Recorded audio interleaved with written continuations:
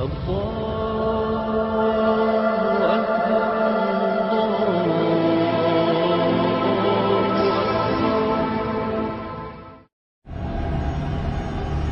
is on a quest to play God, to control the weather and use it as a weapon.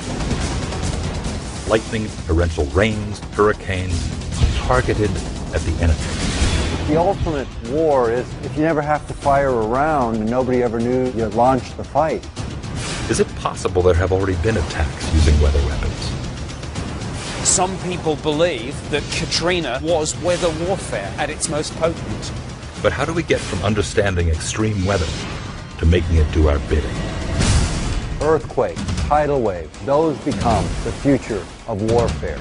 This series investigates how the impossible is becoming possible and what it might mean in the future. One of the significant elements of weather warfare is the plausible deniability angle to it. You can't really attribute it to anyone at all because you don't know if it's just the weather or if it's some more sinister military application that you're being subjected to. If you can trigger nature to do the work for you, you can raise covert wars, which our country and many others are famous for, and yet have the deniability that goes along with it. Weather experts from NOAA and from the National Weather Service can't explain why the jet stream anomaly occurred. Perhaps it's all just a part of Mother Nature's unpredictable ebbs and flows. Still, it's no coincidence that the United States began building its own mysterious array of antennas in February 1992. They are located in Gakona, Alaska. The project is called HARP. HARP is the High Frequency Active Auroral Research Project, originally a joint effort of the Air Force and Navy in cooperation with a number of academic institutions.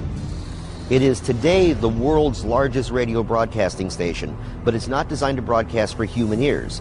It uses unique patented ability to focus the energy coming out of the antenna field and injects that energy into a spot at the very top of the atmosphere in a region called the ionosphere. HARP is comprised of 180 antennas, approximately 72 feet tall, linked together to function as one giant steerable antenna. Steerable because it can aim millions of watts of ELF waves into one tiny patch of the atmosphere. The amount of energy we're talking about here is 3.6 million watts. To give you an idea of what that is, the largest legal AM radio station in North America is 50,000 watts. HARP is 72,000 50,000 watt radio stations injecting their entire output into a spot that's about 12 miles across by about 2.5 miles deep by about 90 miles up. This is where HARP is pointing. It's an area located roughly 300 miles from Anchorage. The U.S. military says HARP is merely being used to study the physical and electrical properties and behavior of the ionosphere for both civilian and defense purposes. But another theory is surfaced. The intense energy being beamed into the sky by HARP is actually heating up the atmosphere, causing weather changes. HARP is being used for weather modification. The military's own record proves it. They've admitted it within their own documents, and yet they still deny it to the public. If you push the ionosphere out into space, then the stratosphere just under the ionosphere has to move to fill in that gap. When it moves, it could pull the jet stream with it, thus rerouting it hundreds of miles, changing the way water moves through our atmosphere. HARP is one of several ELF wave transmitters located all over the globe. The United States owns and operates 3 of them, one in Gakona, Alaska, another in Fairbanks, Alaska, and one in Arecibo, Puerto Rico. Russia has one in Vasilursky near Nizhny Novgorod, and the European Union has one near Tromsø in Norway. Working in tandem, these transmitters could potentially alter the weather anywhere in the world, changing the jet stream's course entirely, triggering massive rainstorms or droughts. Even hurricane steering would be possible by heating up the atmosphere and building up high-pressure domes that could deflect or change the course of hurricanes.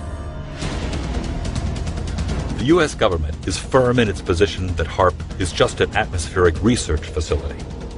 But Is it more than coincidence that since going online, some experts have reported strange weather anomalies, including massive floods, hurricanes, and earthquakes? HAARP went online in 1994, and construction continued until 2007. There are reportedly a total of 5 known ionospheric heaters, including HAARP, in the world today. There are possibly 20 other ionospheric heaters in existence all over the world. There is no conclusive proof that any of them are being used as weather weapons, though they do have the ability to manipulate the ionosphere. And that brings us to something else. December 2001. Scientists at NASA's Ames Research Center in Palo Alto, California, make a discovery. In studying more than 100 earthquakes with magnitudes of 5.0 or greater, they find that almost all of them are preceded by electrical disturbances in the ionosphere. Could there be a connection to HAARP or a facility like it? To say that HAARP can artificially excite the ionosphere in such a way to cause an earthquake, well, it alarms me. When HAARP's broadcast array in Gakona, Alaska sends pulses of ELF waves into the ionosphere, the waves get reflected back down and pass through the Earth and ocean. If 3.6 million watts of ELF waves were purposely or accidentally aimed at an already unstable fault line, it could, according to Dr. Agnew, cause a tremendous earthquake. But HAARP's startling potential doesn't end there. Some say it's linked to a strange phenomena occurring in our skies. In recent years, peculiar cloud formations have been appearing in the skies all over the world with increasing frequency. I think most of us in North America have wondered at these flumes crisscrossing the sky in grid patterns, parallel rows, and the now familiar X's. And many of us have wondered what these trails are. While highly speculative, some researchers suggest these strange cloud formations are another agent of weather warfare. They first appear to be simply contrails, coming from high-flying jet airplanes. But these trails linger in the sky for many hours, some for even an entire day, forming an artificial cloud. Some researchers refer to them as chemtrails. Chemtrails are deliberately sprayed by high-flying U.S. Air Force tankers, dispersing chemicals into the atmosphere. The theory is that chemtrails are being used in conjunction with HAARP. By spraying metal oxides into the air above enemy skies, then directing ELF waves from HAARP to heat those metal oxides, the temperature of the sky is raised to more than 100 degrees Fahrenheit, preventing the accumulation of water vapor that would otherwise form clouds and produce rainfall. The ELF waves HAARP produces bounce off the ionosphere and are able to curve around the Earth over the horizon to the ground, making any point on the globe well within reach. One of the dangers in spreading chemtrails is that it acts as a desiccant and further dries the air. In other words, these chemical particulates can dry up the atmosphere and induce drought. Today, nations still deny they are weaponizing weather, but there are suggestions to the contrary. This U.S. Air Force report graphically outlines the military's desire to exploit and manipulate the weather for the purposes of war by the year 2025.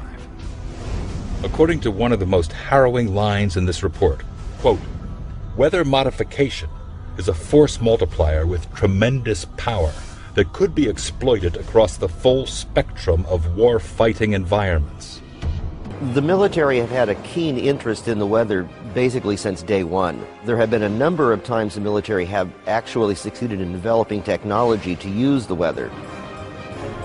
50 years from now, geophysical manipulation of the planet could be the weapon of war, where it's not bombs and bullets, it's earthquakes, it's tidal waves, manipulation of weather systems. Those become the future of warfare.